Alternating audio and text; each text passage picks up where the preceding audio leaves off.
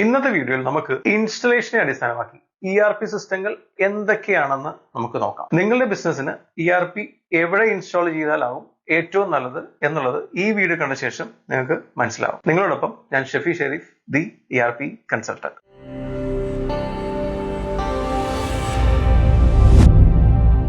ERP അഥവാ enterprise resource planning എന്നുള്ളത് ബിസിനസ്സിലെ എല്ലാ ഡിപ്പാർട്ട്മെന്റിലെയും പ്രക്രിയകളെ ഓട്ടോമേറ്റ് ചെയ്യാനും കാര്യക്ഷമത വർദ്ധിപ്പിക്കാനും സഹായിക്കുന്ന ഒരു സോഫ്റ്റ്വെയർ ആണെന്ന് എല്ലാവർക്കും അറിയാമല്ലോ. ഈ പറയുന്ന ERP സോഫ്റ്റ്വെയർ എവിടെ ഇംപ്ലിമെന്റ് ചെയ്യണം അല്ലെങ്കിൽ എവിടെ ഇൻസ്റ്റാൾ ചെയ്യണം എന്ന് കണക്കാക്കിയാണ് ERPയെ പല തരങ്ങളായി തിരിച്ചിട്ടുള്ളത്. ഓൺ പ്രൊമൈസ് ERP പേര് സൂചിപ്പിക്കുന്നത് തന്നെ ഓൺ പ്രൊമൈസ് ERP കമ്പനിയുടെ പ്രമൈസിൽ തന്നെ ഇൻസ്റ്റാൾ ചെയ്യുന്ന ഒരു ERP ആണ്.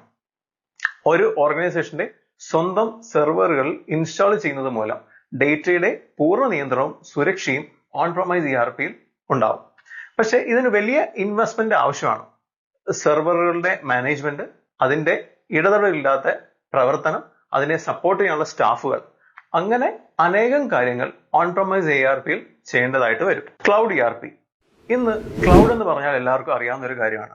അതെ, നമ്മുടെ ആപ്ലിക്കേഷൻ അല്ലെങ്കിൽ ഡേറ്റയെ ഒരു തേർഡ് പാർട്ടി സെർവറിൽ ഹോസ്റ്റ് ചെയ്യുകയും ഇന്റർനെറ്റ് സൗകര്യത്തോടു കൂടി നമുക്ക് അതിനെ ഉപയോഗിക്കാൻ ചെയ്യാൻ കഴിയും പറ്റുന്നതാണ് ക്ലൗഡ് എന്ന് പറയപ്പെടുന്നത്. അങ്ങനെയുള്ള ക്ലൗഡ് സിസ്റ്റത്തിൽ ഇൻസ്റ്റാൾ ചെയ്യുന്ന ERP ആണ് ക്ലൗഡ് ERP എന്ന് പറയുന്നത്.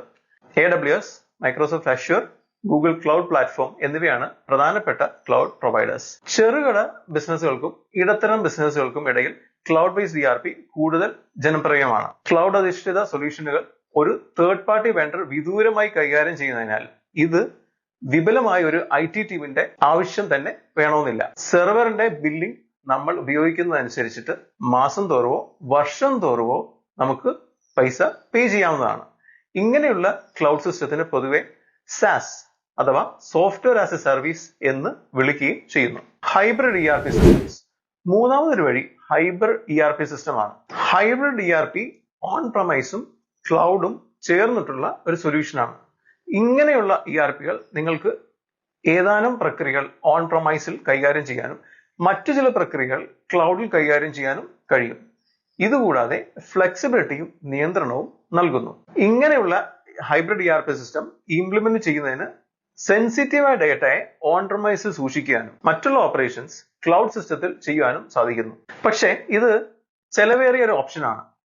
കൂടാതെ ഹൈബ്രിഡിന്റെ ഫീച്ചറുകൾ കാരണം ഇംപ്ലിമെന്റ് ചെയ്യാൻ കൂടുതൽ സമയം വേണ്ടി വരികയും ചെയ്യും. ഇതുകൂടാതെ ERPയെ വേറെ രണ്ട് രീതിയിൽ കൂടി തരംതിരിച്ചിട്ടുണ്ട്. അതായത് ഒന്ന് കമ്പനിയുടെ വലിപ്പം അനുസരിച്ച് തിരഞ്ഞെടുക്കുന്ന ERP സൊല്യൂഷനും അതുകൂടാതെ അതിനെ എങ്ങനെ ഉണ്ടാക്കി എന്നതിന്റെ അടിസ്ഥാനത്തിലും. അതായത് കസ്റ്റം ERP സൊല്യൂഷൻ ആണോ അതോ റെഡിമെയ്ഡ് ERP സൊല്യൂഷൻ ആണോ എന്ന് നോക്കി തരംതിരിക്കുന്നതാണ്. ഇതിനെപ്പറ്റിയുള്ള കൂടുതൽ കാര്യങ്ങൾ പിന്നീട് ഒരിക്കൽ പറയാം. ERPയെ സംബന്ധിച്ചും കൂടുതൽ വിവരങ്ങൾ അടുത്ത വീഡിയോയിൽ കാണാം. Until then, bye.